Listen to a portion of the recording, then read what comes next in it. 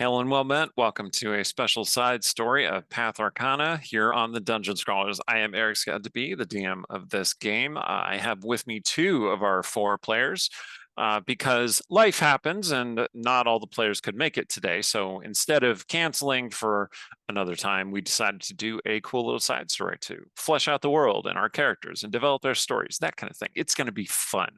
I am a writer and game designer and professional DM, and I'm doing this as I have been for a couple of years now. It's pretty cool.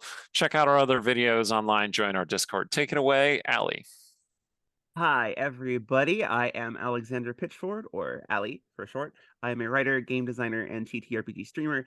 And as I'm guessing, I'm playing some form of Lucretia You because are. I don't know what's going to happen with this. This is a side story. No, we have no inkling of what's going on. But I generally have no inkling of what's going on anyway. So, how about that ad read? I would also like to talk about one of our sponsors, which would be Idle Champions: The Forgotten Realms. Idle Champions is a strategy game that unites iconic Iconic. Dungeons and Dragons characters from novels, campaigns, and popular shows in one epic adventure, including Farida, Havilar, and Mehen from the Brimstone Angels novels, and so many more. Seriously, Fox at Twilight when, guys? Let's do this. Anyway, the game She'd is be available such for a great PC and character in Mac. that game, She too. Oh my would. gosh. She Anyway, would. The game is available for PC and Mac on Steam and Web, Epic Game Store, Google Play, Xbox One, PlayStation 4, Nintendo Switch, iPad, iPhone, and on all Android devices. For more information, do check out idlechampions.com. do I'm they sure have there's a something. Shadow Dancer yet? I don't think so. I don't Okay. know though, off the top of my Okay. I'm head. just saying. I'm just saying. I mean, they take stuff from streams too. I bet that Sparrow? Yeah. All right. Okay, Ben. moving on. All right. Hello, I'm Benjamin Williams. I am a what do I do for work? I have no idea, but I work at Xbox and I work for our first party studios, making our games more inclusive. And I am also a D&D enthusiast that sometimes creates content in those areas and realms and things and stuff. And excited to be here and play with you tonight. I also have no idea what's going on. I assume I am playing the roguish swashbuckler Captain Zeph Ninefingers, lover of all peoples, but maybe not. We'll find out. No, you are not. No, yes, you're Okay. playing Zeph. It's fine. Okay. Yes, thank you. And before we begin, happy Pride to everybody who celebrates, which should be everybody because Pride is great. And we are so grateful to all of you folk out there being yourselves and living your lives and making our world a better place. Zeph has to get an address now. Zeph has to be in drag for this session. If we're celebrating Pride, that's just how it needs to All occur. right. Fair enough. So essentially, what we're going to tell is an untold story of the Path Arcana. And it involves Zeph and it involves Lucretia. And that is essentially all we know about it going into it. I believe that the two of you are on the road somewhere. You are traveling from one place to another place. What those places are, well, that will be revealed in time. It could be revealed by you, could be revealed by me. But what is most important is that you are traveling from place to place. Now, I'm going to ask you some pertinent questions. Are you, and what I want you to do is I want you to do a thumbs up to vote for yes or a thumbs down to vote for no. Are you in the countryside? 3, 2, 1. Okay. See, I have this tiebreaker thing. Yeah. So you're in the countryside. You're Okay. camped on your journey between cities, off in the wild. Are you in the forest? 3, 2, 1. Okay. You've made camp along your trek through the forest between two cities. Are you fleeing a great danger? 3, 2, 1. Okay. See, couldn't have broken that tie. All right. So The path behind you is clear and safe. Are you going toward a great opportunity? 3, 2, 1. Okay. Otherwise, this is going to be a really boring story. Well, you could be wandering in search of something to happen, and something would happen. I do have one question. Yeah. have one question. Is this free change for Lucretia? No, you are definitely your bird self. Okay, I am Bird Lady. Got it. And Zeph, you definitely have your death sword. So this is actually sort of like hypothetical future because like we literally like met and then like got on the ship, right? Yes, let's not put too much thought into it. Okay. I was This gonna is say a this story that happens at some point during the adventures of the Path Arcana team. Okay. I was gonna say this could be the story that I told at the last session where I was like, oh, I know all about werewolves because one time there was this guy and we are in a forest. We're in a forest. That's all I'm saying. I mean, So you're okay. sitting around the fire, trading stories. And I think one of you is going to be telling the first story. And I am going to determine that with a die roll, unless one of you wants to volunteer. 3, 2, 1. Okay. It's Ben. Okay. Ben, you Zeph is telling a story. Yeah. Okay, so there I was in this like I don't know temple hall. It was not a cave. It was built, and there was this statue, and I was like, statue, like whatever. We'll just stab the statue, and I stabbed the statue, and nothing happened. It was so annoying, and I was like, normally I know how to stab things. And it's just, I stabbed it and nothing happened. And it was like, it was ridiculous. I had to rely on my friends to get rid of it. Like, I felt useless, but it was okay because, like, we dealt with the statue, crumbled, dust, cool. We get to the next room and there's like some sort of like thing made of wind. And I'm like, I stabbed it, but no, because it's made of wind. So what the hell do I do? Like, stabbing it, it doesn't do anything. Again, useless. Friends have to handle it. And I was just like, man, that was a bad day for me. But I mean, it was okay. Like there was treasure in the end, but like, yeah, like remember in the old days, like when rogues, like you had to know, like there had to be anatomy, like that sucked. I didn't like that. I like the new days now where I'm more effective at stabbing things. That's good times. When we were finding paths to the sensitive spots in our foes. And the malicious gods set us into a dungeon full of elementals and constructs and gelatinous cubes. By malicious gods, we mean people named Eric. That's right. So, Lucretia, you were hearing the story.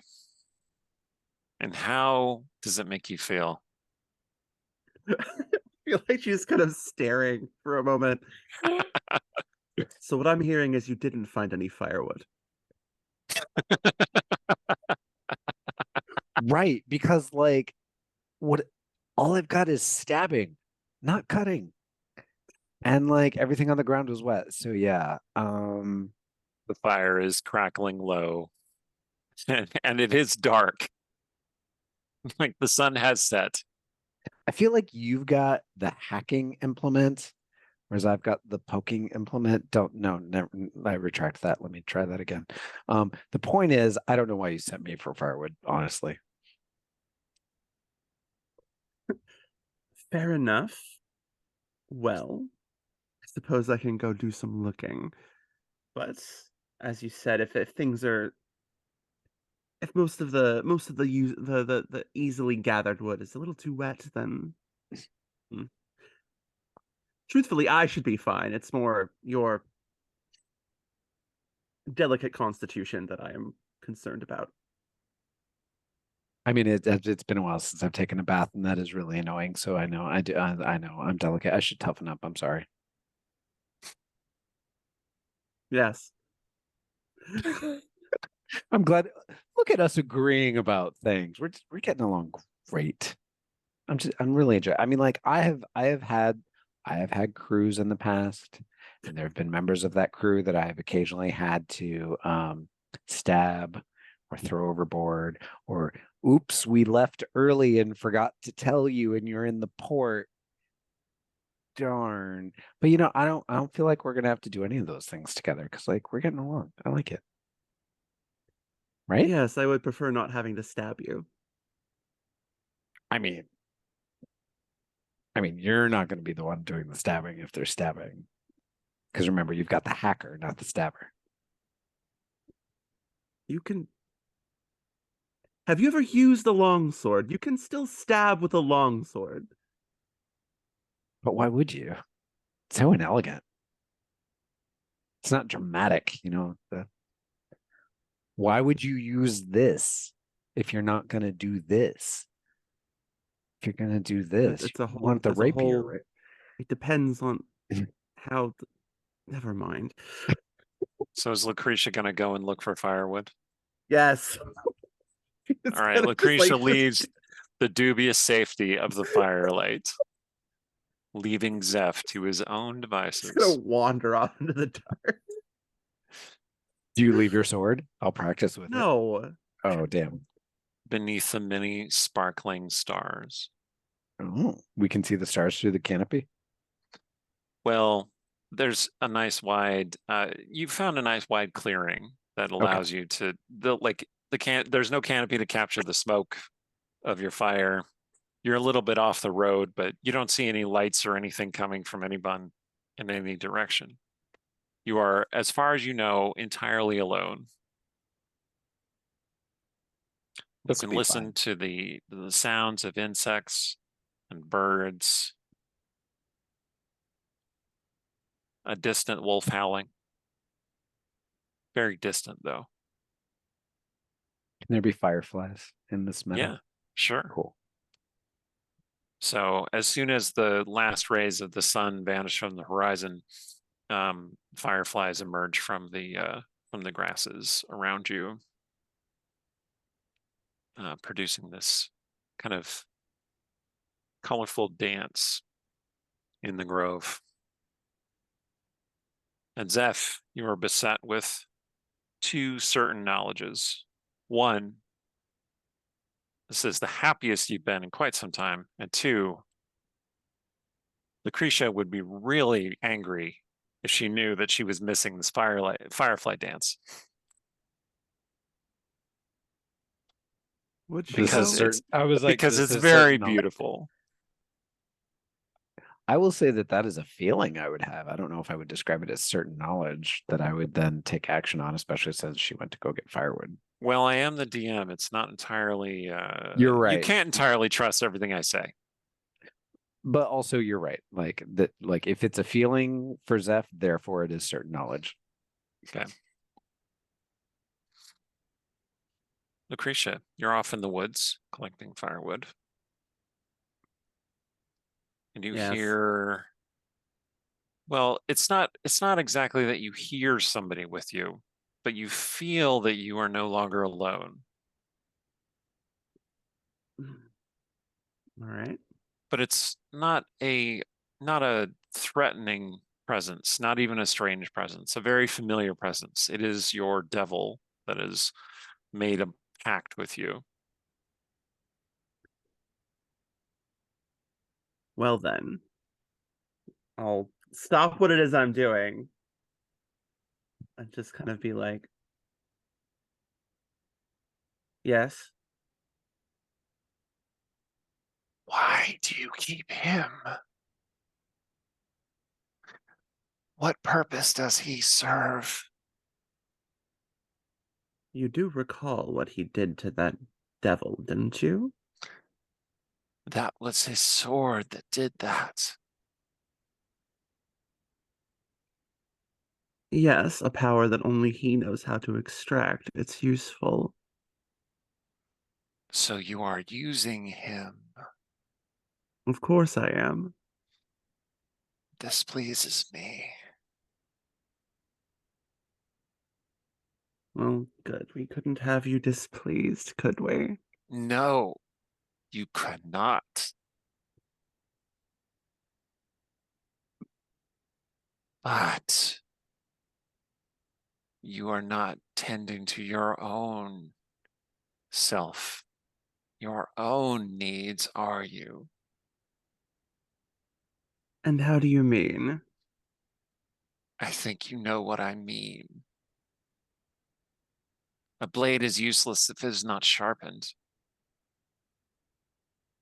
if it is We're not in the cared for, if it is not tended, if your armor is not repaired from time to time, oiled, then it will fall brittle and not protect your body. I'm sorry, are you telling me I should go kill people, or are you telling me I should practice self-care? Those are the same story.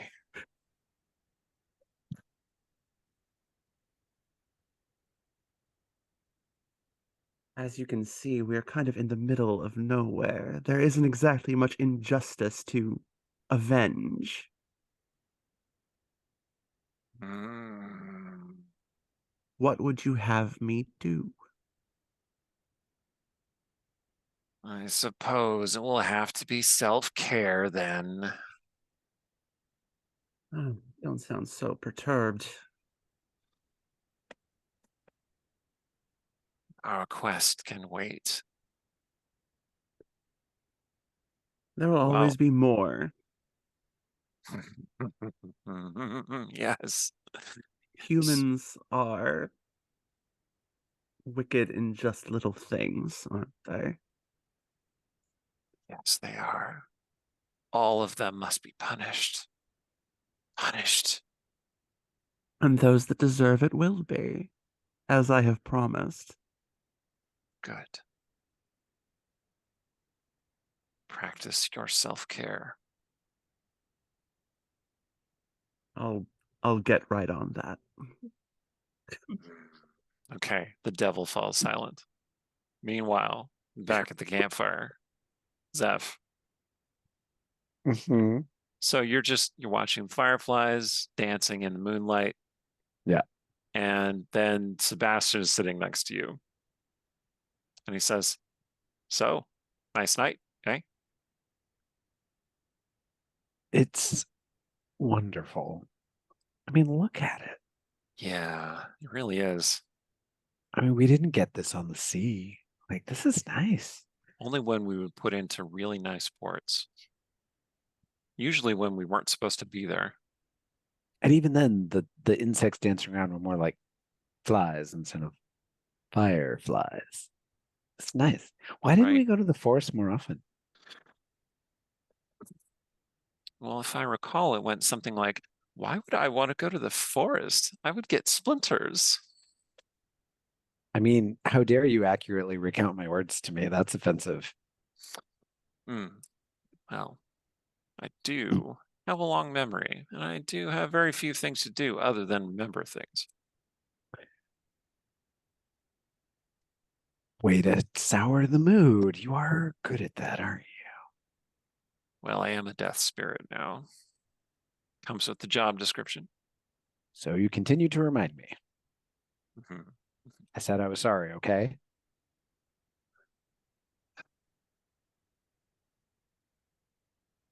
Just look at the fireflies. I think, I think, I think that's what we should do.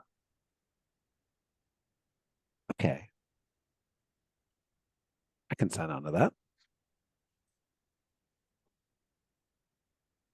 So Sebastian kind of like puts his hand out, like close to your hand.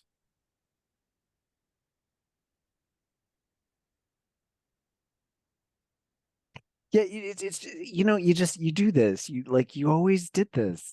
You would come in and you would just sort of like sour my mood, and then you'd be like, no, let's be touchy feel. Like, why did you always do that? That's not what you wanted.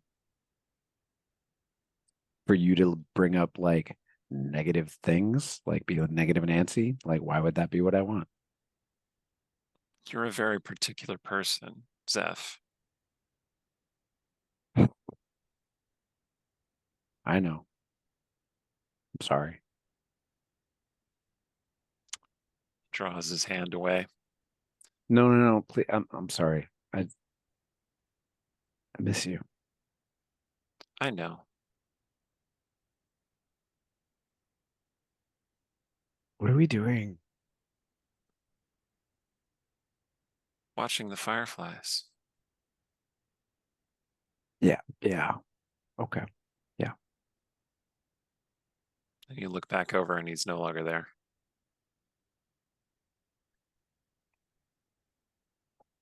But you do hear Lucretia coming. Or, well, you hear heavy footsteps that you're pretty sure is Lucretia. I like scrub a tear. Clomp, clomp, clomp.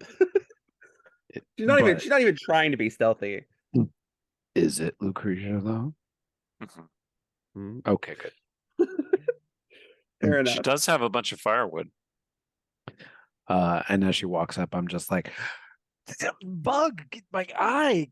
God, nature sucks.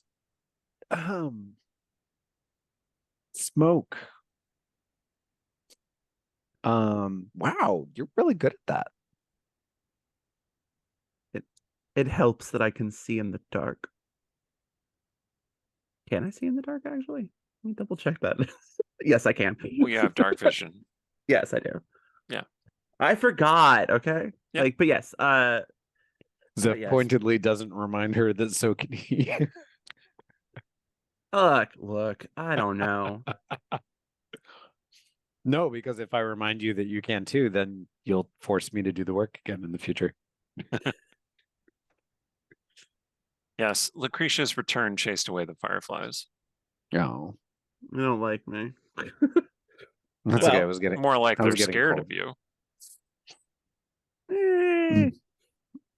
But yeah, she'll dump the load of firewood nearby and then return to her seat.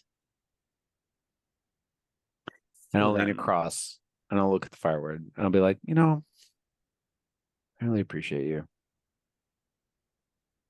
No, not just the firewood. I mean, that's nice. I appreciate you for doing that. But like, like you, I appreciate you. Like you really, I've met a lot of people, and I've met a lot of people that like to stab and to hack at things. But a lot of times they do it just like for fun. But you really, like you seem really intentional about it. And that is why I trust you. thank you. She just seems very confused. Like, where did this come from? My brain, my thoughts, my heart, my feelings. You have those, right? Yes. Can't blame a boy for being uncertain with that demeanor. Am I wrong? I suppose not.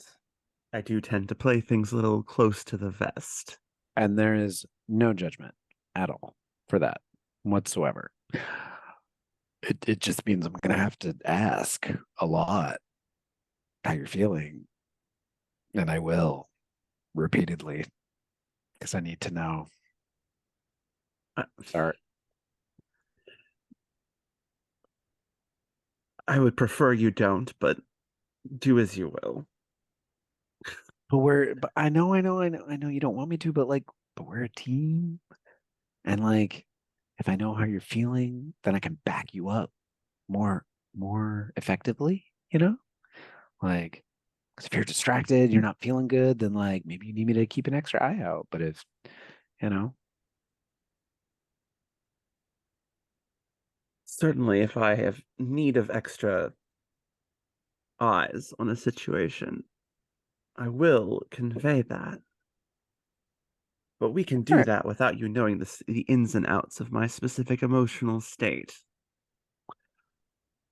I will concede that that is an accurate point, but why not tell me how you're feeling? And what pertinence would that have? Friendship, trust, camaraderie. Teamwork, says the devil. And like quietly, like in her mind, she's going, when do you care about teamwork? You make an excellent kill team. Did you not say this yourself? You have a point. Yes, I mean, look, well, I don't want to push you. I mean, you've got a style. I don't want to cramp your style, but you know, I concede that we do work well together. you're especially effective to like hide behind, and I can like, I like that. I like that. I'm glad to be of assistance in that regard. No, it's not assistance. It's like synergy. You know what I mean? Like, you ever had that? Have you had that where you have someone you can just sort of like back to back against the world and like really just like get stuff done because you know how the other person like thinks and how they tick. Hey, I had that once. It was really good. Have you ever had that? I can't. Not for a very long time, But you've had it. in some regard. Tell me. Please, tell me. You should tell him, or he will keep asking. I know. Or you should Very kill well. him to stand. Oh, never mind. The thought has crossed my mind. No, I am not going to do that. That would Do you? be impractical. She's saying that in her mind. She's not saying. I'm kind of But there's a picturing like her head, like whenever she's talking about. Anyway, like she does that like bird tilt of her head kind of thing. But no, very well. It's like, and it'll be like, it's okay if you need some time to remember with the head tilting. That's fine. Usually people look up and to the left when they're trying to remember things. I feel like you do a head tilt. I do a lot of those. Oh, In any case, if you must, then I will do what I can. I did have, believe it or not, a friend once upon a time, though it was something of a different existence. I can respect that. I don't believe you would recognize the person I was then. I can And also respect that. regardless, yes, I had a friend. We were close. But you see, that was a very long time ago. And it's not something I enjoy revisiting. Does it hurt?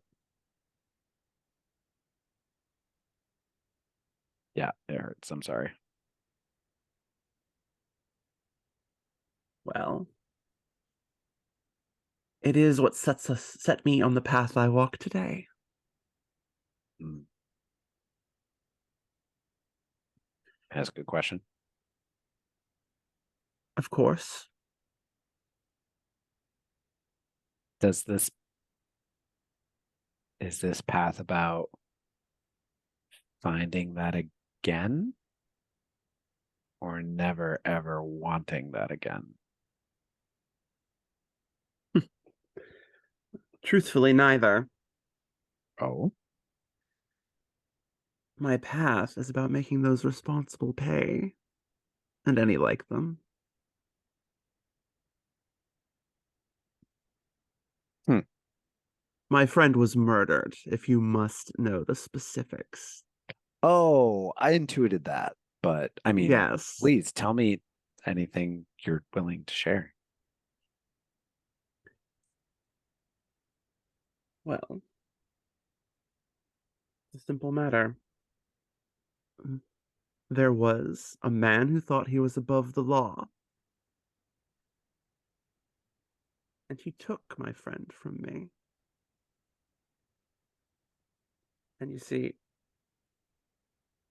I thought that justice would handle things, that the law would handle things. My father was a magistrate, after all. And then that man walked free.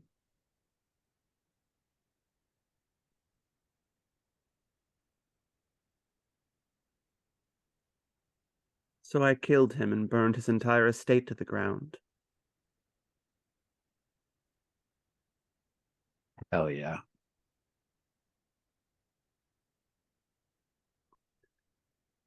With some So- help. That's so funny. I never pegged you as the rich girl type. Because I mean, like, if it took you that long to learn that lesson, you were a rich girl, weren't you? Well, I did say my father was a magistrate, so yes. Right, but Have you I heard only... my name? Well, you know, sometimes we adopt new names to create new selves. So I didn't want to assume or judge, but yeah, I don't know. I mean, it's crazy because yeah, I mean, I've kind of had similar experiences, but we come from very different worlds. But I think we both learned the Indeed. same lesson. It's just funny that, like, I guess I also want vengeance. But I don't know if I know why. Because I learned a long time ago that, like, I don't know if there is justice. Certainly not the way the systems of the world tend to work. If I had a skin of wine right now, I would pour you a glass and we would toast to that. But no. It was in my despair after the verdict that my little... Well, That we became one. that we became one, she will echo aloud.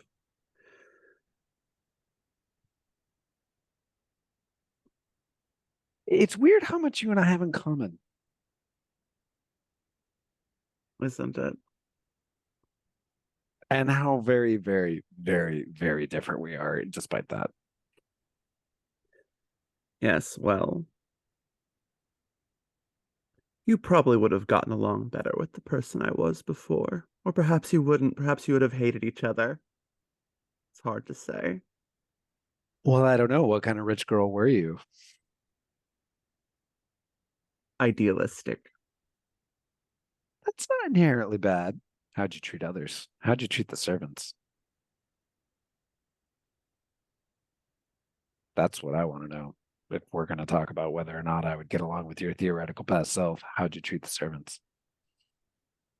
Right. So Says pause a moment. Sebastian. That's a really good question, Zeph. Good question. Mentally be like, yeah, I know. Truthfully, I can't quite recall. Mm, Pauses for a So moment. not well then. She like actually looks I mean, troubled that's by what this. Sebastian's saying in Yeah. Zeph's head. and like, Zeph's there's like, a- yeah. There's a flicker of her expression that she almost looks kind of troubled by this. Mm.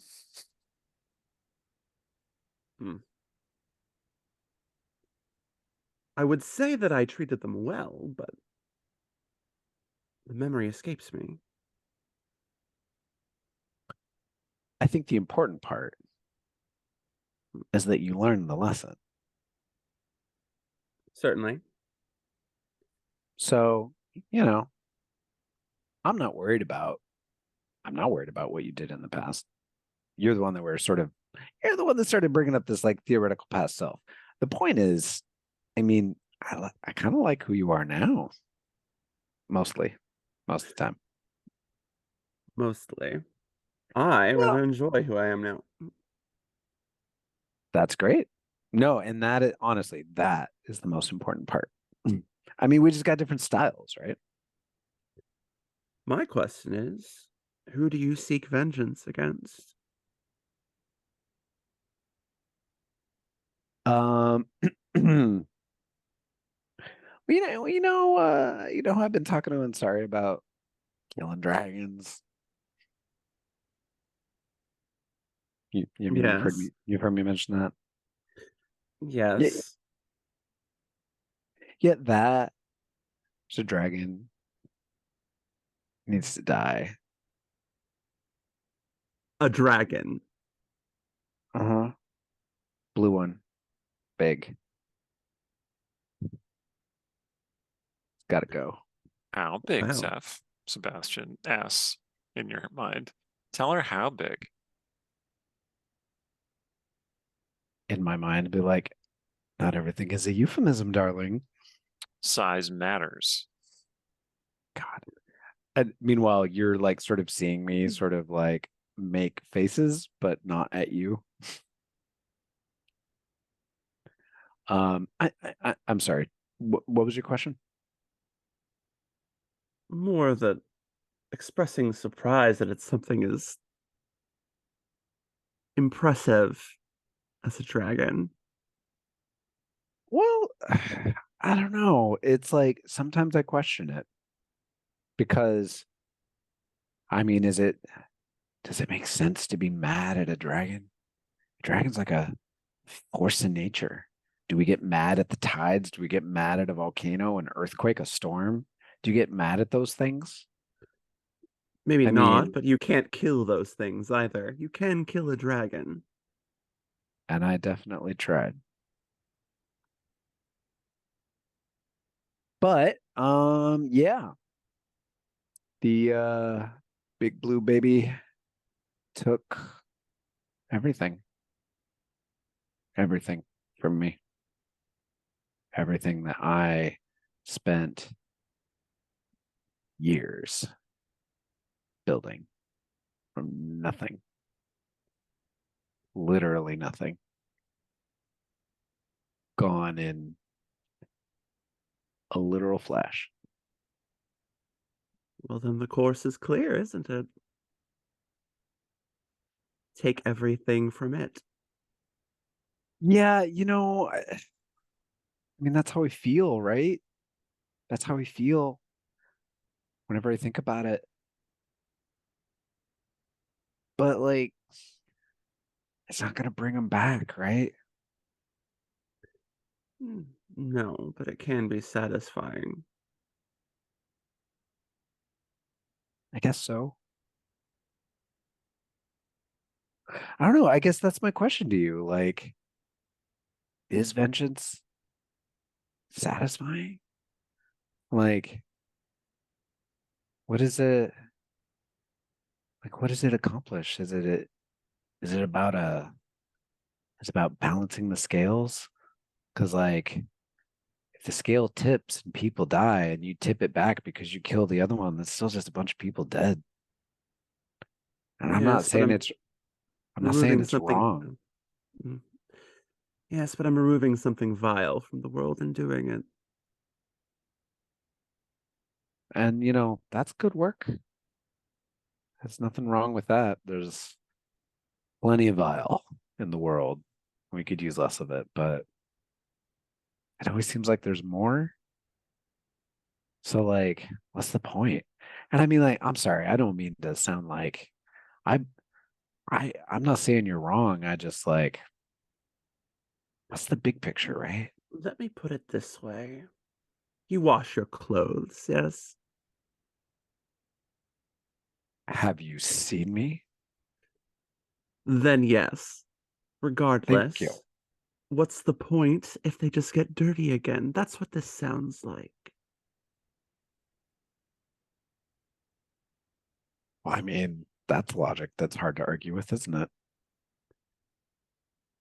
The point being, yes, there will always be more. There will always be terrible people, people willing to do vile things just for the simple fact that they enjoy it, who will bend the systems around themselves to like a protective cocoon. And those people, I am more than happy to excise, to clean the clothing, so to speak. I hate this analogy already, but you get the point. I mean, Because I it, do. at the very least, in the short term, it makes things better.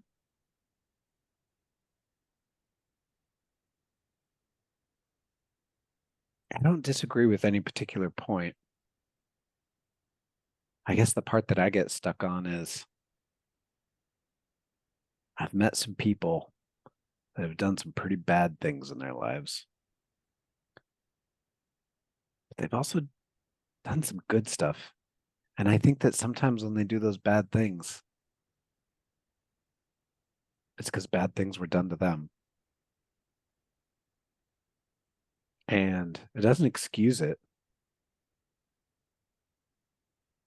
but it makes it messier, you know? For me, Perhaps. anyway. I've done some bad things.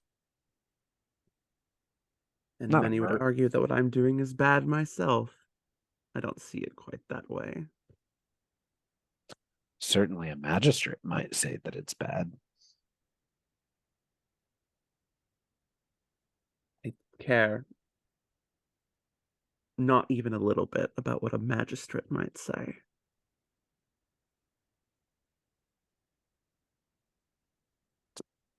That's a practical perspective that I don't disagree with. So, is there someone whose opinion you do care about? No wrong answer to that question. I'm just curious. At the present time, no.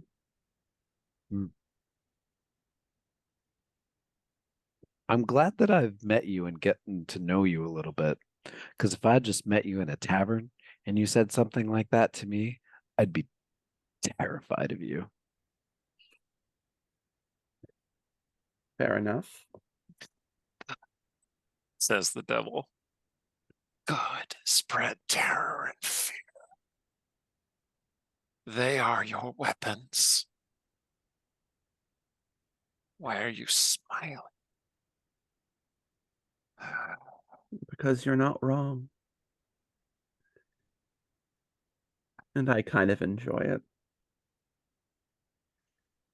But yeah, she'll smile at that and say, regardless, you do know me now.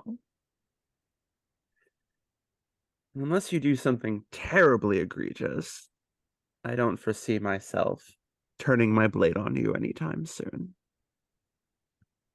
Why, thank you. And at the risk of pissing you off, see, I can't help but to be like, that's the point, right? Is that like we know each other. And so when we do things that look bad, we know why. We know the motivation. We have that context. But when we meet people and we don't know them, we don't know that context, and we decide that they're bad and they deserve to be punished. How do we know we're right? How do I know? How do I know what that dragon wanted? How do I know what was going on in that dragon's life? They did evil to me.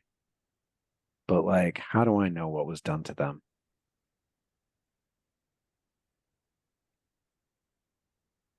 Tell me then, can you think of anything that would have justified the evil they did to you?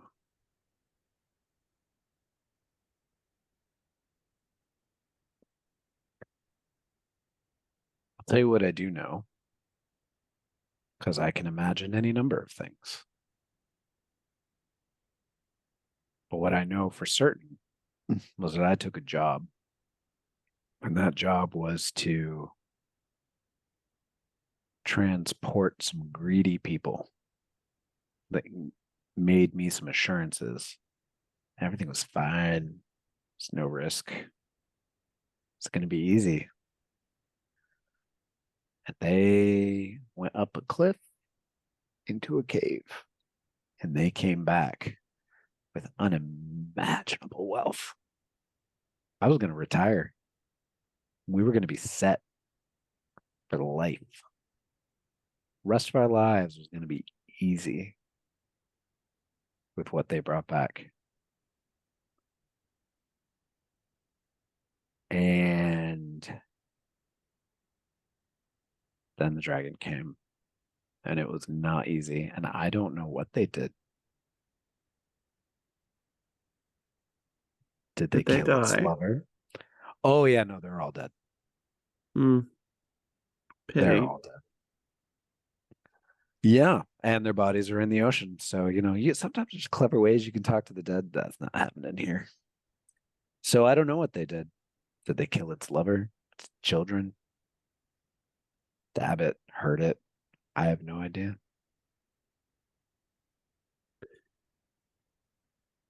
At the very least, it sounds like they simply took what belonged to it. That at minimum is true.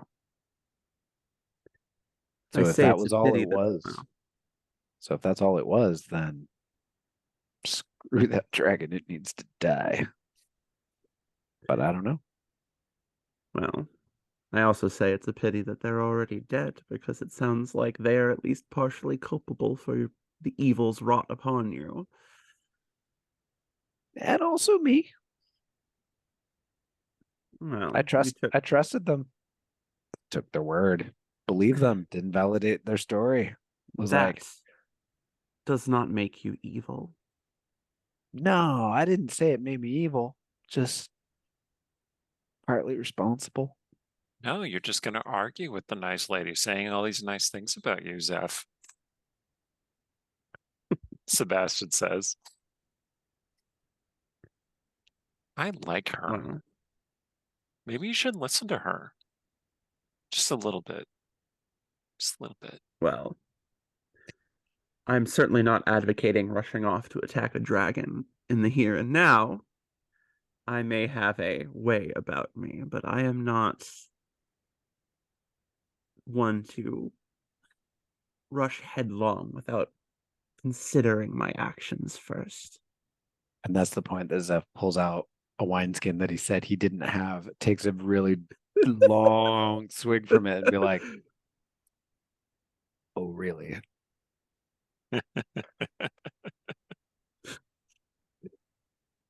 That said, there's a part of me that says I should listen to you more. I won't say which part of me, but if you have The any handsome part, Sebastian suggests.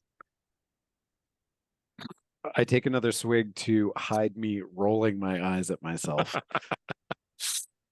Yeah. I'll be like, so I don't know. What's your advice? What do you think we should be doing with this life where we've been wronged?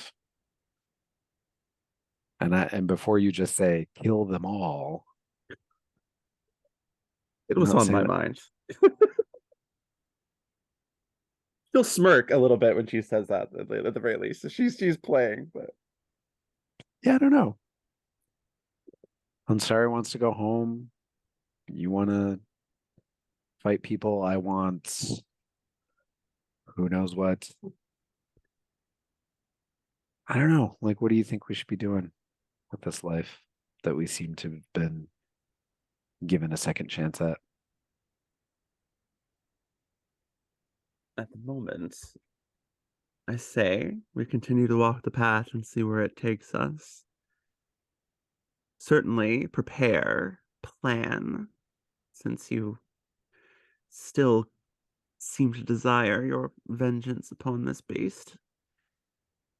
And perhaps, with a suitable enough plan, I'd be willing to assist.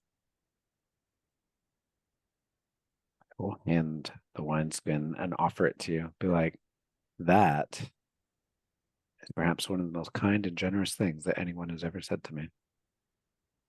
And then in my head, I'd be like, and then in my head, I say, don't start. She'll take a pull from the wineskin and hand it back. tastes more like Oh. vinegar than wine, by the way. It's not. It is wine. It just doesn't taste very good. This is not the Nope, good nope. stuff. Yeah. Look, I may be a demon of vengeance or whatever the heck I am, but I still have a rich girl's palate. Yeah. Just like, All right. So it sounds like some time passes and you just spent some time in just kind of companionship and whatnot. And sharing some wine, you feel like you've come to understand each other a little bit more, drawn a little closer, perhaps. Are we gonna have a rank up moment? Are we having a Shin Megami Tensei rank up? Possibly. Okay. I'm not going to play a sound, Okay. but yeah, you feel as though you understand each other better, that you've come somewhat closer to one another. all right. My feelings will be less hurt the next time she rolls her eyes at me. And you feel like this kind of energy around you when you're near each other. It's not romantic or even platonic friendship or anything. It's like a shared destiny, like your paths have intersected and you've learned something from one another. And that being around that other person reminds you, or more importantly, reminds your destiny of the influence that they have upon you. So that will manifest in some way. But for now, I think that that's a good time for us to take our little break. And we'll be back in about 10 minutes and we'll do the next part of this side story. That should give you plenty of time to catch up on Shin Megami Tensei game. If you want to know what Ben was mentioning, I'm sure they're very short games. So see you in 10 minutes. Pick up your gear and open your chests. Throw on your armor and head out on a quest. Hey, hey. It's a brand new day. On the Slow Coast, your allies will help with blades and bows and magic as well. Hey, hey. Heroes on their way. Fighting together against overwhelming odds. Fighting together in favor of multiple gods. Idle champions of the forgotten realms. Idle champions, adventure never ends. Idle champions, get your wallet there. Idle champions, you will say it again. Idle champions. Hello and well met. Welcome to the second part of our side story for Path Arcana. Our two unlikely companions and allies here have shared some stories and bonded with each other. They see each other's perspective a little bit better than they did before. And it has manifested in them gaining a particular power. So we're going to start with Allie first. Okay. What happens is you gain this ability, and I think I tried to put it on your sheet. I don't know if it actually showed up. But you gained this ability whereby it's called Shield Ally. When a bound companion, such as Zeph, is within 5 feet of you and they are hit by an attack, you can make yourself the target of that attack instead. Okay. And I specifically made it when they're hit by an attack, not when they're targeted by an attack. Yeah. Important distinction. That might make the attack miss, such as if your AC is better, then that attack would have hit. You can only do it on bound companions, so people that you've shared this kind of thing with. Okay. And you can only do it once per day. All right. And Zeph, you've also gained an ability, which is called follow-up strike, where if a bound companion, such as Lucretia, hits a creature in combat that you can also attack legally with a weapon that you have, you can use your reaction to make an attack on that creature. Sorry, may I ask you to say that one more time? My jet lag brain didn't follow that. When a bound companion, such as Yeah. Lucretia, hits a creature in combat Yeah. that is also a valid target for you, so like say Adjacent. you're standing next to it or you have a ranged weapon that it's within range, you can use your reaction to make an attack on that creature. Oh man, I'm hearing that I should have picked up Eldritch Blast instead of Toll the Dead is what I'm hearing from that.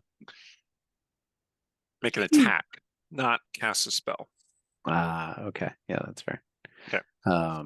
Okay, cool. All right. So yeah. And you can do that once a day. I'm hearing that you and I should be flanking, even though flanking is nothing in 5th edition, but nonetheless. Just fight together. Yeah. All right. So, for those of you who are also Shin Megami Tensei Persona fans, those are inspired by abilities that you actually get in the game. Anyway. So. Oh yeah. So I mean, in the it is chat, kinda... Rumpus literally did say Zeph can now perform a follow-up attack. That's right. And that was before you said what it was going to be. Yeah. Rumpus is very sharp. Anyway, he knows me too well. Joel, you know me too well. All right. Anyway, so the next day, you're continuing on your journey. You feel closer. You understand each other better. And at some point along the way, you pass a cart being pulled by a very old, kind of worn down draft horse. And there's an old woman on the cart. She has long, straggly gray hair that comes out of her cowl as she's sitting in her cloak. It's quite cold, and she's bundled up against the cold. And she's driving this cart, which looks to have some foodstuffs and a couple of barrels of something in the back. It's fairly meager. Anyway. And yeah, she's just going along. As we approach, I will whisper aside to Lucretia as like, life experience has taught me to be nothing but exceedingly polite to old women in the forest. That might be the smart decision. Well, sure enough, the wagon hits some kind of dip in the road, and its wheel gets stuck in the mud. The horse is straining, trying to pull it. And the old lady's like, it's all right. It's all right, Nelly. It's all right. Just patting the horse's rump. I Well- would immediately hail her and be like, kind woman of the forest, Oh. how can we be helpful? Oh, travelers. I seem to have... Oh, my. She looks at Lucretia.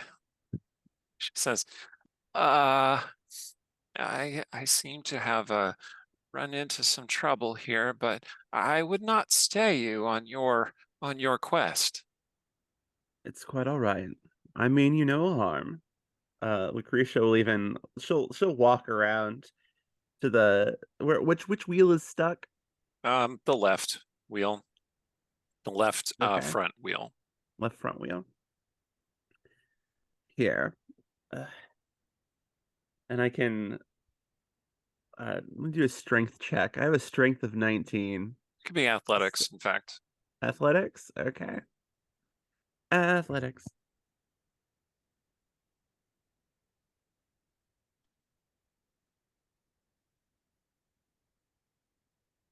It's still only a 10. I'm not too keen. I'm not too happy about that.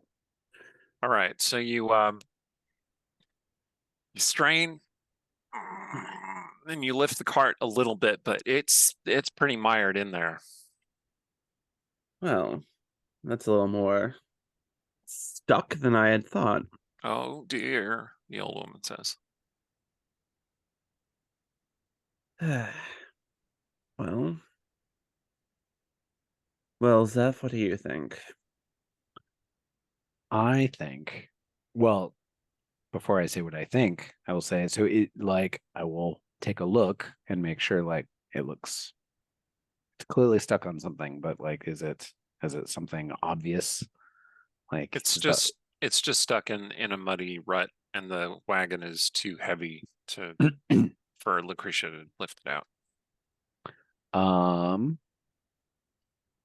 I might try to coax the animal to see if I can sort of like get the horse to maybe like rock back and forth a little bit to sort of maybe get the wheel unstuck and see if and maybe sort of like put down some, if there are like some branches nearby, we can like throw some branches under the wheel and like, but mostly I want to see if I can sort of like coach the horse to like use its strength to get the cart unstuck. So it sounds like you're attempting to use animal handling. I would never metagame Could like we that. could we do a kind of like combination of that if the horse uses its strength as I'm lifting? Okay, so here's what we're gonna do. Zeph, you're gonna make an animal handling check. Mm-hmm. Lucretia, you're gonna make another athletics check, and then the horse is also going to make an athletics check. Although in this case, it's largely just a strength check because it's a horse. It's a horse. All right.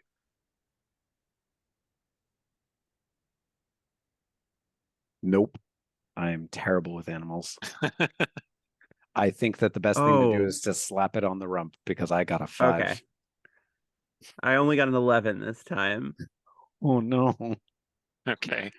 So the horse is straining like real hard, like oh.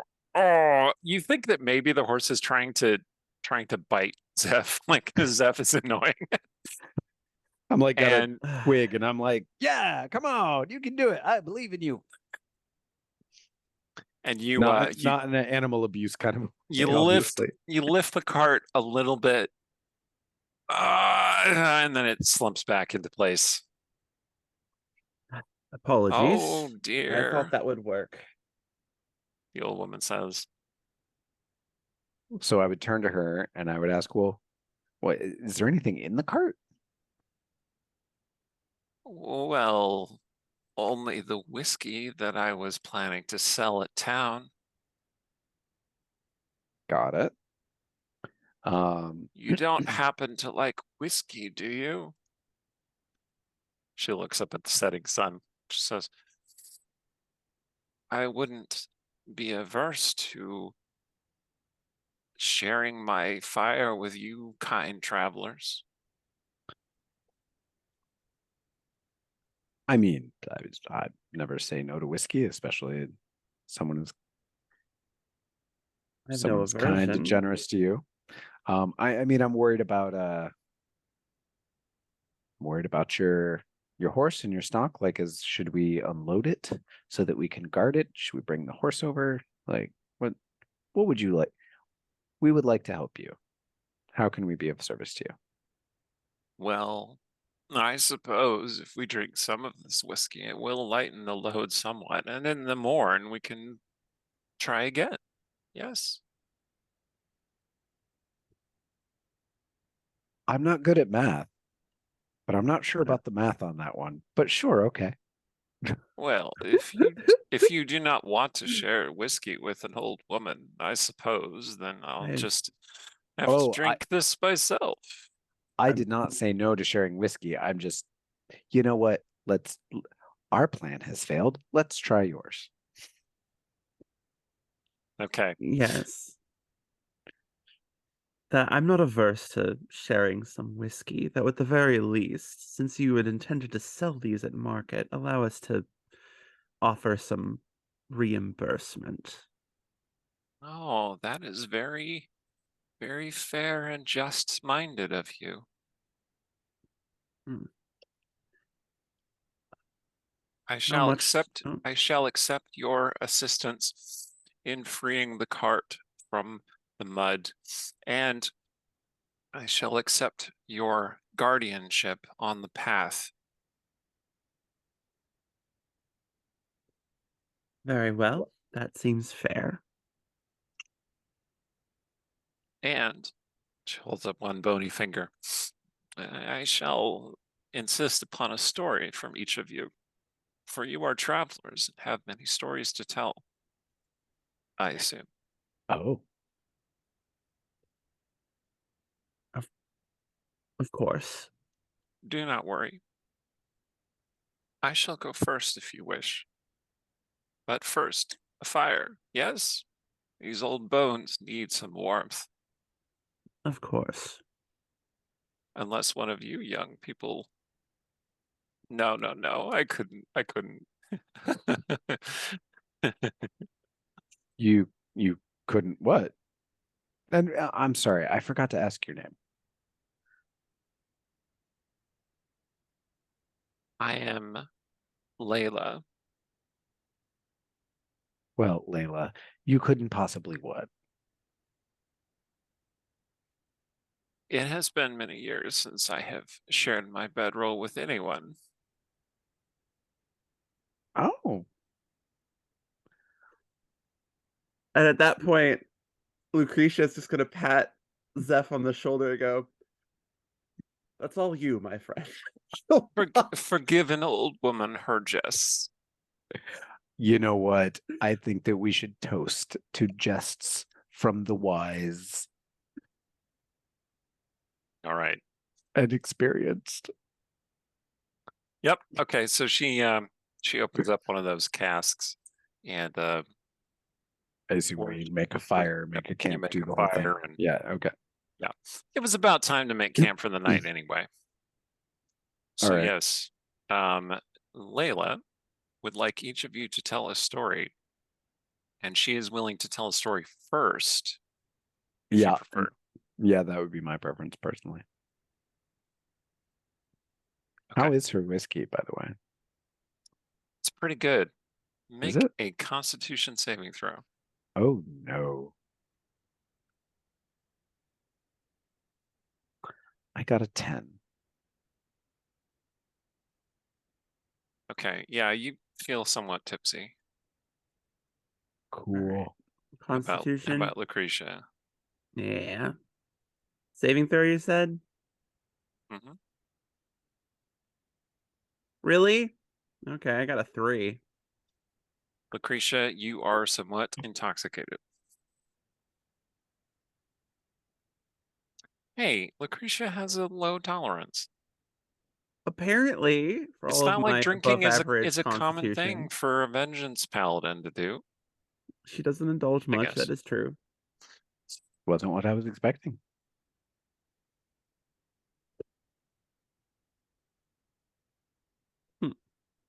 Okay.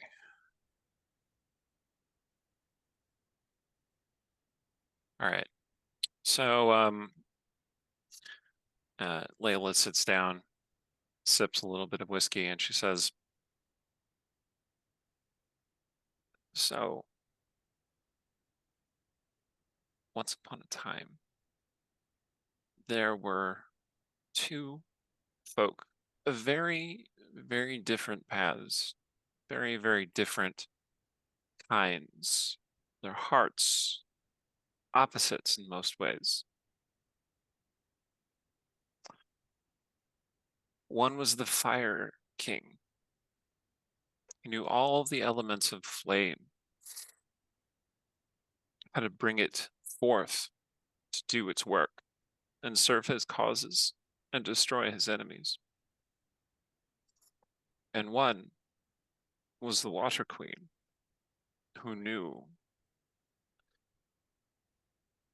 how to soak the land and heal destruction and restore growth and good things to all people. And these two, they hated each other. Such a biting passion. Such destructive, catastrophic, doomed love that they could not do otherwise than become irreparably, forever bound to one another. And in time, they learned that their powers canceled each other, were the exact opposite of one another. But there was something more, that together they could bring about better things by using them together. The flames of the Fire Queen would consume all dead and old things, while the waters of the wise Water King would sweep over the ashes and restore life once again. The rains would fall and life would grow, and when it came time for life to die, then the fire would sweep through, and so on and on in a perfect balance. And so, fire and water, my tale.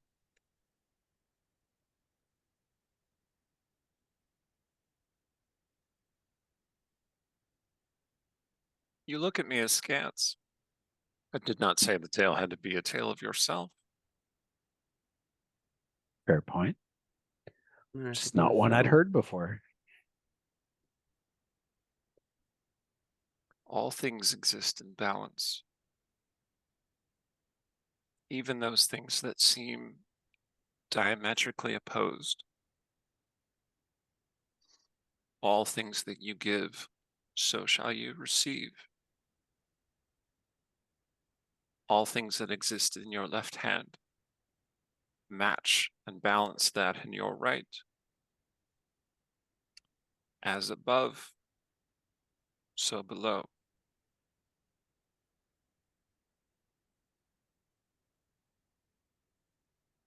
She smiles and takes another sip. Yeah, that deserves us another, maybe more than just a sip, maybe like a nice little shot. So, you brave young people, what tales do you have? I turn immediately to Lucretia, who apparently is more drunk than I am, because I know that that means that she'll tell the first story. 1, 2, 3, not it. Great, thank you. That's what you get for rolling lower than me. I had to come up and with a story. if I may, do tell a story that neither of your listeners has heard before.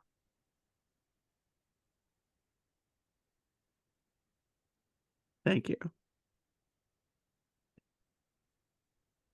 She looks very pleased with herself. All right. I'm having a harder time with this, honestly, out of That's fine. character. That's fine. I You can tell me what you want to tell the story about. You don't necessarily have to tell the actual story. I mean, what she could sort of tell. thing do you want to get across? I'm not sure if she's in a mindset to try to get something across. She might tell some fairy story from her childhood or something. Something like that. Okay. Make it thematic, make it some, fairy tale about, justice, about righting wrongs, that kind of thing. About making pacts with the Fae and then carrying them through? I mean, sure, we can go that far. We can do that. Okay. Make a performance check, please. Oh, good. Oh, good.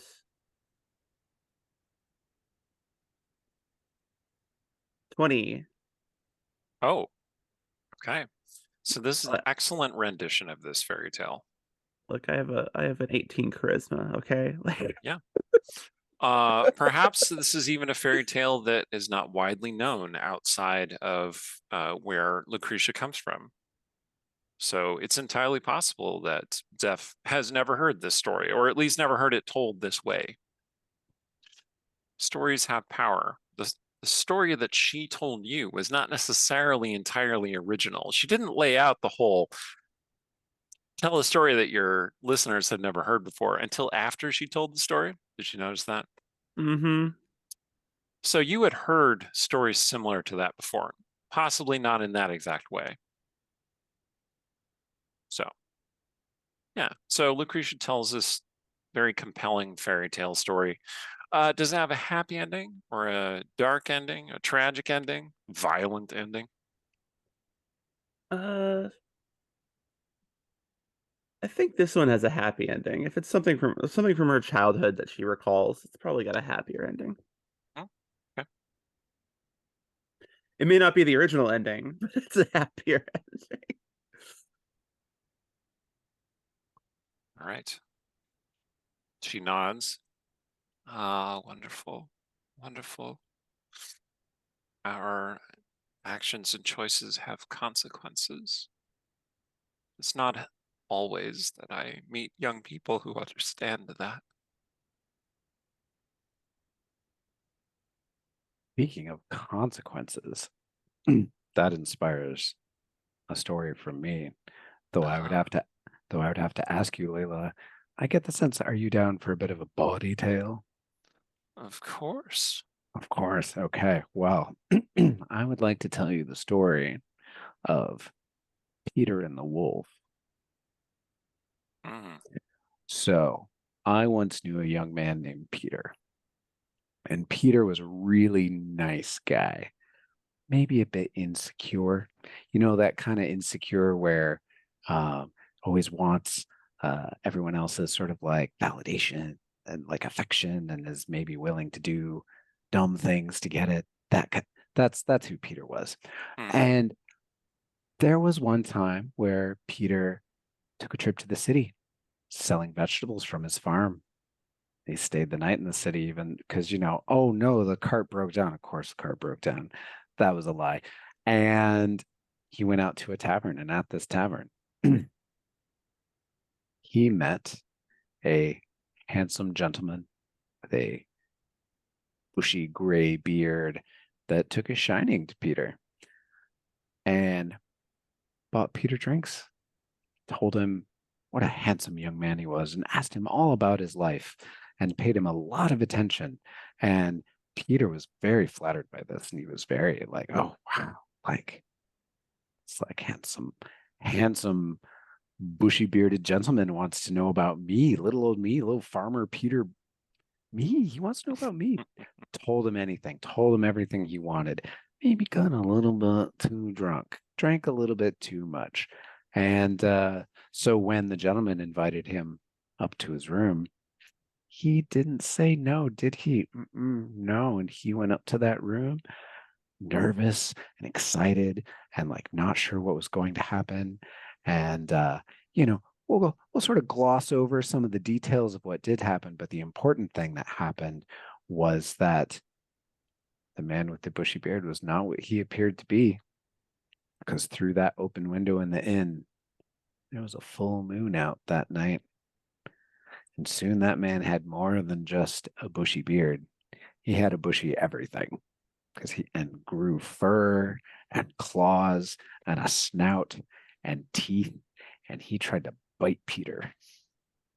But Peter, despite being perhaps a bit dumb and naive, was quick and nimble, and he managed to dart around the wolf to get out into the hallway.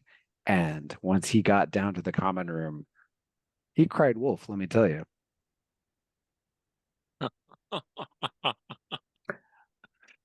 And play it with didn't really chickens. work. And it didn't really work out because by the time that everyone ran upstairs to like kill the beasts, there was just an old man with a bushy beard who said that there was a stupid drunken boy that had run out of his room and he didn't know why he was so crazy.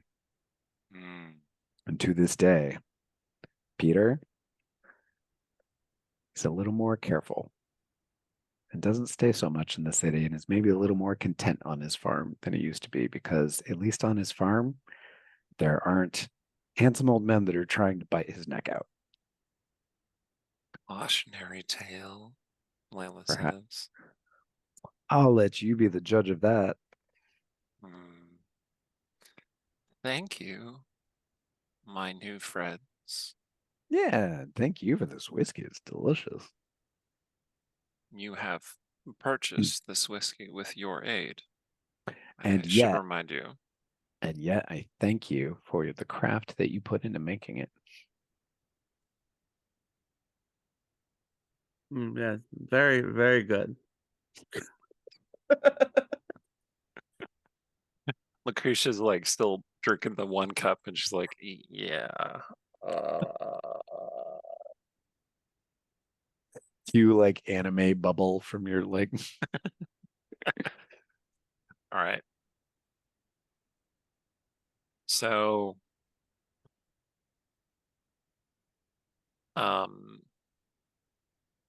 you can continue speaking with the old woman. You can ask her questions. She's very talkative. I mean, in that kind of laid back, relaxed sort of way, but like she's happy to answer questions if you have any. I do, but Lucretia, you got anything? Lucretia's not really in the question asking mindset right now. It's fair. You did fail that Constitution saving throw. I mean, I would just ask her. I mean, Yes, I did. Thank you. you're welcome. Yeah, I mean, I would maybe point out how easygoing she seems. I was like, so I mean, we're not from around here. These woods, they must be pretty chill, pretty safe for a person like you to feel confident just carting through on the way to town.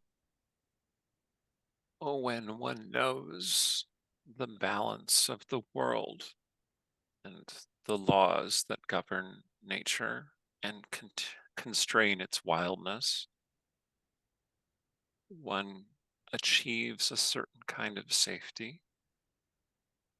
Ooh, like, are there rules? Rules that you can follow? There are. What's your favorite one?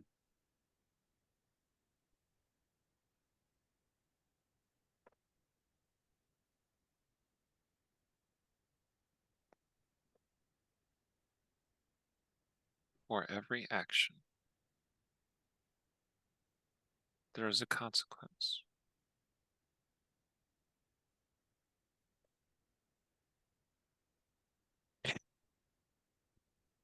Okay.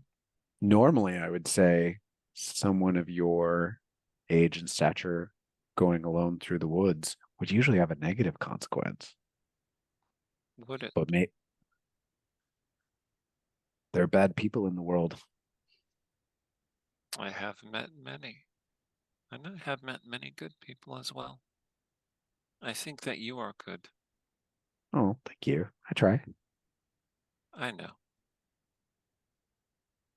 And I think that she is good, even as she does not think so. I think she tries too. Who said what I think? No one, dear. No one. Not a soul. But you see, good and evil are necessary. Oh, They are forces that balance one another. Without evil, you would not have met, I think. Without a righteous quest, she would not be with you. Without a terrible pain, you would not walk this path. Good and evil have led you to your course.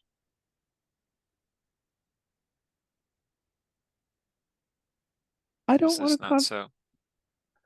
I'm not going to disagree at any particular point, but I think that that's a conversation about fate instead of good and evil, isn't it? What Could is I the not distinction? if terrible things hadn't happened to me, might I not have also had an equally good life? Perhaps. But the things that happened, happened. And all that can be done with them now is to live with their consequences. I agree, but I believe in the choice to choose the consequences, to choose what to do with that pain. So you understand. This is good. Another shot of whiskey, be like, yeah, totally. I mean, doesn't it's clear, right? We'll agree. And I'm like, Lucretia, you want some more? I'm good. No. I pour you a little more anyway. May this wisdom serve you well. But I have spoken long enough. My old bones are not growing any softer. I mean, I would hope not. I feel like that would be bad for your health. Yes. She Uh, climbs into the cart and starts wrapping herself in blankets. And I'd be like, don't you worry, I'll take first watch. You rest. In fact, don't you there's no watch for you. We'll figure it out.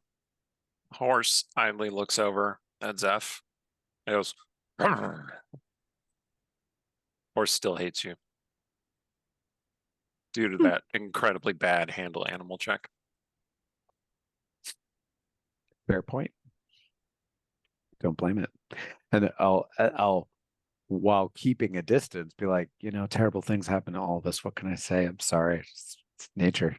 I mean, it's what she said. It's nature. Yeah.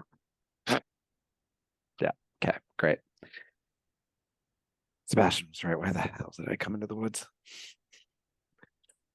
This is why we never went into the woods, darling. Yeah. Weird people. Speaking of weird things, you know that when I say weird, I mean destiny, right? No, because Oh, those you aren't never- synonyms at all. You never read books.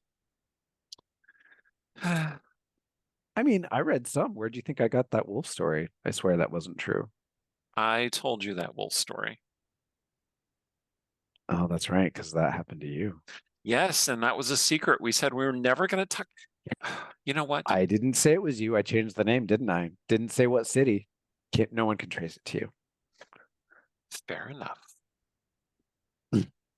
Keep watch. Why? When you keep watch for me? Yeah, sure. Load all the work on me, as usual. Is it really work when you're... Is it really work? I mean, no, that's not the a question, the sword kind of vibrates a little bit with the force of this sigh. Okay, fine. I'll keep you company. I'll keep you company. You don't need to. Sweet dreams. Don't No, let no, no, Lucretia no. see you sleeping, though, unless you're going to tell her your secrets. I will Lucretia keep... is drunk over there, just like 5 feet away. Is Lucretia asleep? Is Lucretia asleep? I don't think she's asleep, but she's definitely just kind of like doing this thing. Like, In your okay, Lucretia, in your drunken, maybe hallucinating state, you swear Zeph is talking to somebody. Like there's another person who looks a little bit like Zeph, but not quite like Zeph, sitting next to him, and they're arguing about something really petty.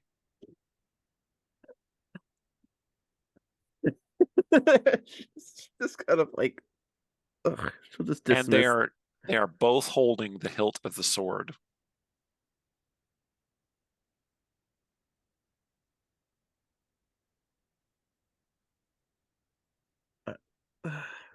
Zeph, who the hell are you talking to? Uh-oh. At which point I'd be like, I mean, myself, we've met. I'm a bit of a narcissist, darling. Good one, Sebastian No. says. And in my head, I'll be like, don't you dare start Like with that. Every how lie has a clear kernel of truth. how clear is it that there's someone there? Like, is it just like hazy, or what, or is it like a There's blink and it's gone kind of thing? It's Or a blink and it's gone kind of thing. When they became aware of you paying attention to them, this other version of Zeph disappeared.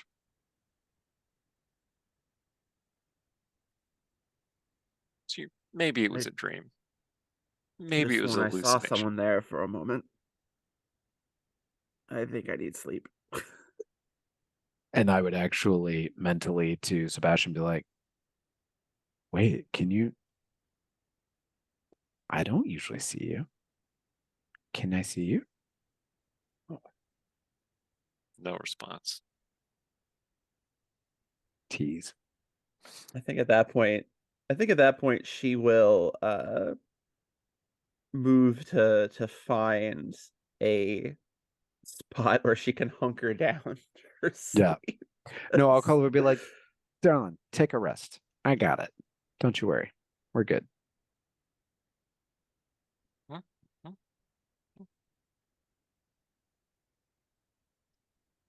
Okay. So, you bed down. You split up the watch, and Now I'll let Lucretia sleep and I'll fall asleep as much as I want to. yeah, I mean that is pretty much true because your sword will warn you of impending danger, Mhm. assuming that you're going to rely upon that. I will. Okay. And in the depths of your slumber, you have a dream.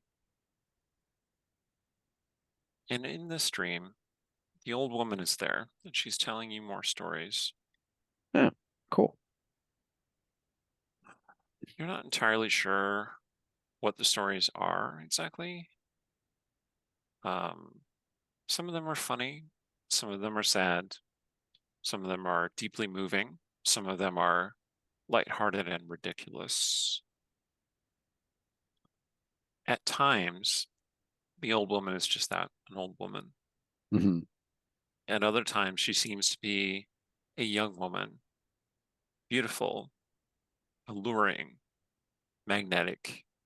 Mm. At times, she seems to be a young man, energetic, optimistic, overly confident. At times, he appears to be an old man, wise, a little bit bawdy, clever, learned.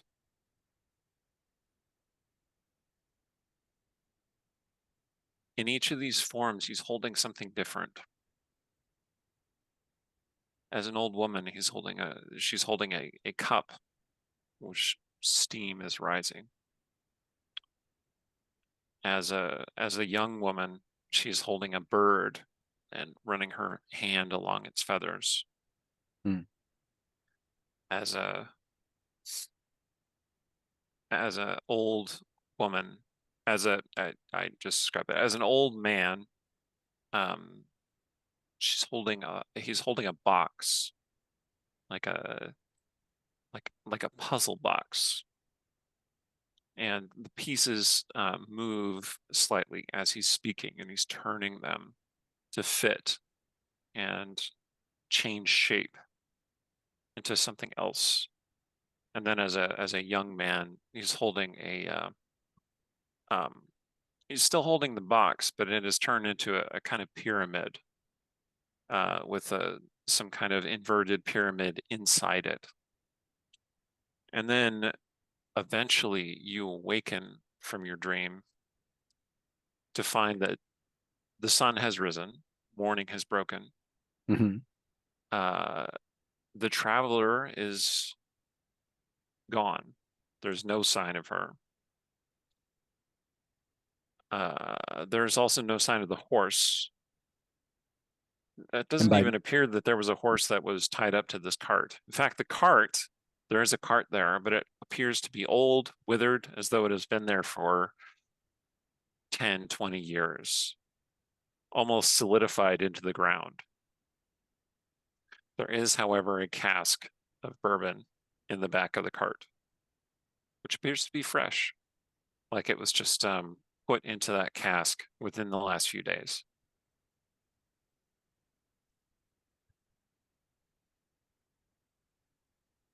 Well, that's weird. And by weird, I don't mean destiny. Yes. Would man, that's some like scary stories you tell in the dark kind of vibes. Although not actually that scary because there wasn't any at the So I end. want to say, Lucretia, you had the same dream, but in your dream, every form of the traveler had these big feathery red wings. And eventually Okay. they flew away on these wings.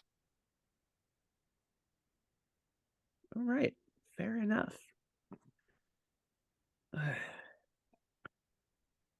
Well, certainly that is concerning, but we should be thankful that neither of us were injured, or that whatever that was, it wasn't some kind of malevolent creature.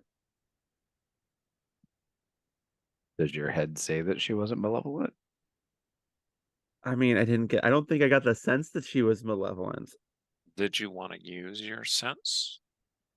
I mean, it'd be a little late for that now, I think. At some point during the night, she might have thought to try to use it, but Okay. In your dream, when she was speaking to you, and you had the sense of her majesty and also her profound mundanity, her wit and wisdom, and also her common mind and straightforward attitude. And before she left, she touched each of you on the forehead. This is specifically in Lucretia's dream. Like one hand touched Lucretia and then the other hand touched Zeph's forehead and nodded. And you felt like there was something that just kind of came into alignment. And then she rose on those big red wings and flew away. So you use your divine sense and you can feel that there is some semblance of Arcana energy still resonant in the area. And specifically, it is the Temperance Arcana. Huh. And you are pretty sure that you encountered the Temperance Arcana itself. well, I think if it eases your concerns, I think she may have been some kind of manifestation of the Temperance Arcana. That's the sense I got from her anyway. The Well, Temperance. that's rich considering that she fed us alcohol. Yes. But it Temperance would Arcana represents, to remind you, because you both grew up in this world, balance, moderation, patience, purpose, a fusion of opposites for a better whole. find this a little worrisome. How many Arcana have we met now? That seems Several. way more than the average bear. Almost wolf. like you have a great destiny. Who said that? Who knows? Who knows? It's just it reverberates through the air in whispers. Sebastian's like, well, I wish I had thought of that. Okay, so that is essentially what I had planned for your little side story. We can go a little bit shorter today because, you know, Yeah, it's just that's kind of a side character story, but I don't want to cut you short if you want to add something. Have your character react, have some feels, sit with the moment. We got some time. I think Zeph would pick up the cask of bourbon, and just sort of be like, well, I suggest that we moderately and slowly drink this as we walk the rest of the way on our journey. Unless there's anything Well. I can sense that this is some sort of like special magic bourbon, or is it just bourbon? Oh, it's just I bourbon. yes, I think it's just a gift. Why not enjoy it? That's fair. My wineskin was empty anyway. Refill. I hope it's All empty right. because you dumped the rest of that vile swill out. Well, it's also sometimes good for cleaning things. And I haven't showered in a while. So, bourbon? Yes. And the two walk down the road together to continue their path to adventure and destiny. And I'll try and like link up arms with Lucretia, and I imagine Lucretia She will be will like, not do that. What are you doing? Yeah, She exactly. will- What are you doing? No. Yeah. No. Be like, oh, you. Like, She'll just stop cold and give him a look. Like, really? you're right. Too far. We're That's not what there yet. Never yet. We've only had one rank up. We need at least 5 more before you're willing to do physical contact. All right. So that's all the time we have for tonight. I have been Eric Scott to be the DM of the Path Arcana game and also the Greymantle game, which next week is supposedly our season finale of Greymantle. We're showing on Monday, same time as this, 6 and 6:30 Pacific time. Come watch our goth D&D game. I don't know, how could it get much worse than where you are right now? Who knows? But it could, because it's me, and I can always make it worse. So thanks for watching this game as well. We will be back for the finale of the High Priestess arc whenever I can get all of these cats together all in one place. And with that, take it away, Allie. Hi, everybody. I am Alexandra Pitchford, or Allie. As you saw, I play Lucretia. I don't have a lot to announce personally right now, but I have some projects and stuff in the works, so stay tuned. I do have my Patreon where I occasionally post things that are fun, and like, hey, if you wanted to play a Shadebound, which is what Sparrow is Her in character in Greymantle. Greymantle. Yes, what Sparrow is in Greymantle, but if you want to do it using, say, Pathfinder Second Edition rules, I drummed up a Shadebound. What are they called? What are they called? They're Heritage? yeah, something like that. Ancestry? No, I Yeah, think it's versatile Ancestry. heritage. Yeah, okay. Versatile heritage. My brain was blanking. Pathfinder 2 has a lot of cool mechanics. Do check it out. I did a Shadebound Versatile Heritage. There will be feats for that incoming at some point on my Nice. Patreon. Otherwise, I will probably be doing a D&D 5e variation of that at some point as like a lineage, I think is my plan. But we'll see. Nice. Stay Nice. tuned. Nice. And I've been Benjamin Williams as Captain Zelshai's Ninefinger. It is always a pleasure and a privilege to play with you all, and I look forward to some Tiger Rar fighting action that Oh, it's gonna be definitely exciting. definitely hopefully this explains how my metagaming about where creatures made sense last time. Okay, cool. Bye. It's all good. Until then, may the stars and destiny guide your path, and we'll see you next time.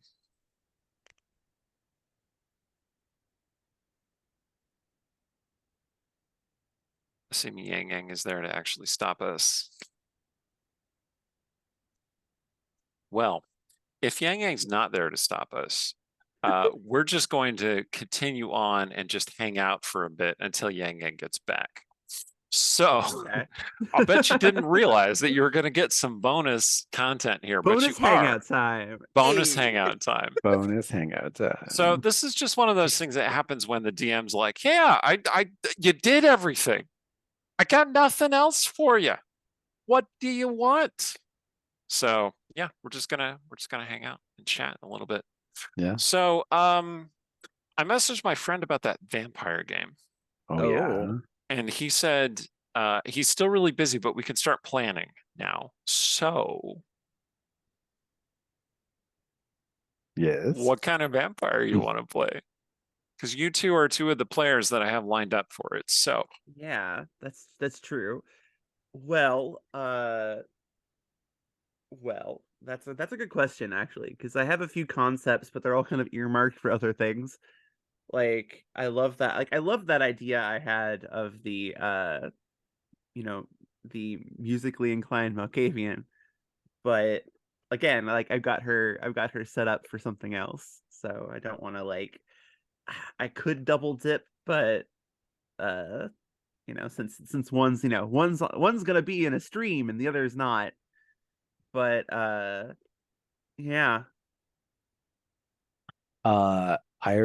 I mean, I could think of a bunch of different stuff, but I do have a Tremere character that I've been wanting to play for a really long time. I don't know what the exact. Yeah, I remember you telling me sort of basically about that concept. Yeah, that should I reiterate? Like, please do. Yeah.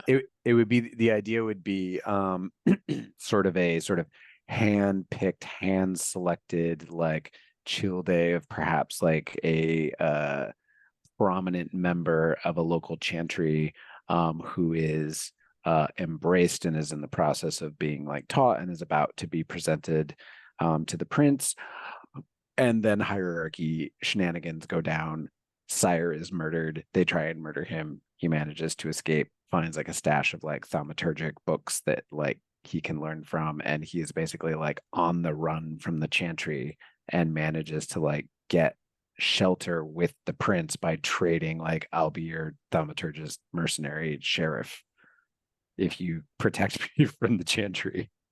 And so it's one of those things where it's like he's got thaumaturgical skill, but it's sort of like rough and ready and very sort of not exactly refined, but at the same time he's actually like a bit of a natural, which is why he was being selected in the first place. And so like the Tremere can't actually be like, he is a renegade from our house, like you must murder him, because then they would have to admit that they murdered a bunch of people without the permission of the prince. And so they sort of have to be like, yes, he is totally Tremere and one of us, we swear, while secretly they're trying to kill him the whole time. And the prince is like, why, yes, he is, isn't he? And isn't it so generous of me that I made him the sheriff? Nice. Like yeah, that's pretty interesting. That was my idea. Okay. Yeah, I think we talked about my musician Malk a little bit, because like I like the idea of the kind of the how to put it, because like Malkavians are those sorts of are one of those clans that have to be handled carefully in my mind. You absolutely have to be very cautious about how you present their curse, their drawback, that Avoid the derangement fish that milk. they're supposed to have. Yeah, no fish milks. no fish mouths. Dear God. I think I've mentioned previously how how often not only have I often seen the kind of bog standard like, look, my Malkavian thinks they're Alice from Alice in Wonderland, and then it's just done, it's also just done poorly. I mean, Like that. that's kind of an interesting idea, but you can't really expect a person at the table to handle that, right? Like that takes a lot of work to make that happen, and the story has to be oriented around it, right? Yeah, exactly. That Uh could be really fascinating. A vampire who thinks they're Alice in Wonderland. What a great story. A good character background for your tabletop? Ah, probably not. okay. Yeah. So for this, it's pretty simple. It takes aspects of, honestly, it's aspects of my own like personal struggles somewhat, Mhm. because as someone as someone who does struggle with mental illness, with depression and other aspects, even just aspects of my own like neurodivergence can be fun aspects to play up. uh so this character is, she is a musician. She was embraced, uh in the story that I have in mind for her, embraced fairly recently, still coming to terms with what she is. But the way that her derangement is manifesting is along the lines of like she needs to hear music to some degree. Like even just like she can have her headphones kind of around her neck with music playing very faintly, and it kind of helps her stay like chill and focused, and she just kind of gets more easily overwhelmed, more erratic when she's not able to hear music of some kind, or she's always like tapping, like maybe she'll tap like tempos, little rhythms, without thinking about it, or that kind of thing. Little quirks, little bits here and there. And the way that I really wanted to like play around with, especially the aspects of Malkavians as seers, is the idea that she does get these like occasional trances, these moments where she zones out and goes into this kind of like trance-like state, and has visions of what might be the future and what might be bullshit, because Malkavians. But she writes it all out as song lyrics. Like Mhm. she doesn't remember doing it after the fact. Like she'll snap out of it and only then realize that she wrote some stuff. And so she doesn't know the meaning any more than anybody else does. But now here we have this potentially prophetic uh series of lyrics and like poetry kind of stuff. And I thought that'd be kind of fun to play around with. Mhm. Mhm. That does What sound cool. It's way superior to my Malkavian concept, so clearly I got to figure out something else to play. which I mean, was I can play that. I can also, it's also I'm planning to use that for my for this game I help play slash run on Discord, that is not, streamed or anything. So I could keep that in reserve for there, because I'm going to be doing that there either way. Or I could just try to play a variant of her. I don't know, Yeah, but yeah, we'll yeah. see. I No, like the concept though a lot. I built this very cool Malkavian character. Most of the vampires that I play are Malkavians. I don't know. I just like the clan a lot. Who is a therapist. Like that's that's her actual day job, as it were. And who is not like actively mentally ill necessarily, just has hallucinations and visions of the things, and like a creature that is haunting her from across centuries, because the creature haunting her is the Malkavian that I played in a Vampire the Dark Ages game, who just happens to be her ancestor. So it's really interesting. I don't know if that would work out so well in our game. I guess Mm, we'll see. So, yeah. I probably come up with some other idea. Well, I then, don't know. I especially do. for, yeah. I do I was gonna weird say things when it comes to vampires, so fair. I definitely think that like if I do use her and we're doing some kind of like Camarilla focused game, it certainly would be a different angle because we'd see how that character would like I would get to see how that character would play out in that kind of environment as opposed to the Anarch game that I'm gonna be playing her in like right, on like a more private scale. right, yeah. Uh Well, we should discuss yeah. which thing we really want. I get the sense that Ben doesn't really want to do a like politics heavy sort of game.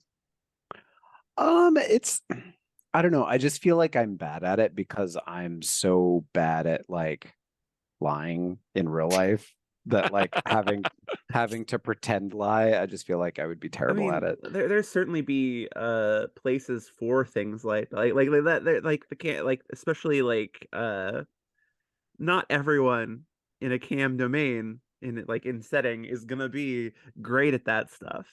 They might have other uses, other ways that they're making themselves useful than playing the political machinations. Yeah. And Well, and that's why I liked setting up the character as like the sheriff because he's sort of it's like, is he sheriff or is he like the murder dog of the prince? Like, because the murder dog of the prince doesn't have to like be good at subterfuge. He can just be like, I come and I shoot like vampire blood fire at you.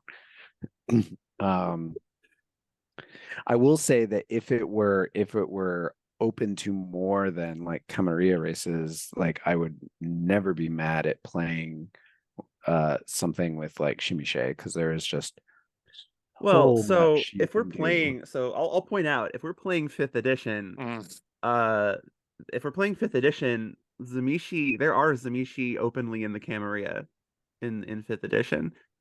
There mm, some of the with the so the Sabbat in at least in the lore of 5e, the Yeah. Sabbat isn't much of a thing anymore, at least not super there and present. A lot of the uh well, let's just say that the two core founding clans of the Sabbat kind of fractured down the middle with Mm, about a good half of each clan just jumping ship mm, with like a heavy amount of the La Sombra joining the Camarilla and mm, a good chunk of the really young Zamishi joining the Anarchs, but there are Anarchs in the cam. In fact, one of the primary characters in the, as I understand it, canonical New York by Night actual play is a Zamishi in the interesting. Camarilla. So they like they if Paradox has its own official wiki for this for the game itself, and it does talk about like the sect breakdown of like the Zamishi on their page. mhm. So that's where I picked that up. So it's like most of them are Anarch, but at least most of Yeah. the ones that jump ship are Anarch, but there are some that are openly existing in the cam. So I I think what I'm gonna have to do is I'm gonna have to start a chat with us and the my friend who would theoretically run the game, so we can just figure all this out and what's gonna yeah. work. I bring So it up though because in the same way that I feel like you have to be careful about how you play Malkavians, I think you have to be careful about how you play Sumishi or Shimiche or however you pronounce it, because it's just like Mm-hmm. if you're like, I can alter my appearance at will, and it's like it's very quickly you're starting to play with gender and sex and things like that. And it's very much a thing where it's just like I don't want it to seem like that I'm sort of like role playing yeah, identifying as Yeah, transgender. no. That yeah, would that would be it's weird. real easy to go off in a bad Yeah. direction that way. See, I was Yeah. thinking more along the lines of you got to be careful, but like especially on stream about going too crazy with the body horror. But Yes. Well, but like for Zamishi especially, I don't have like I can't speak for every trans person out there, but like I personally don't have a ton of problem with a Zamishi character playing around with those themes. Like yeah. there's ways to do it respectively, Yeah. If certainly. the in all seriousness, the thing that I would want to play around with is actually similar things that I played around with Serial, but in terms of like ideas of beauty and self-acceptance and like Mhm. what does it mean to be beautiful, like what does it mean to think you yourself are beautiful, and then how do other people's interact with it. So a lot of that sort of like inner beauty, societal beauty, like things like that would be Yeah. what I would end up probably like playing with Yeah. in that. That'd be neat. All right, Yeah. so I have it on good authority that Yang Yang is now back. Okay. So we can sign off for real this time. All right. Thank you, everyone. I hope you enjoyed the bonus hangout. Hopefully, you know, there might be some vampire on this channel at some point in the future. Who knows? You know, we're experimenting. We're doing cool stuff. There will always be D&D on the Dungeon Scrollers channel. I'm pretty sure that's the case, but you know, we do other things as well. So thank you. Thank you for bearing with us, and we will see you next time.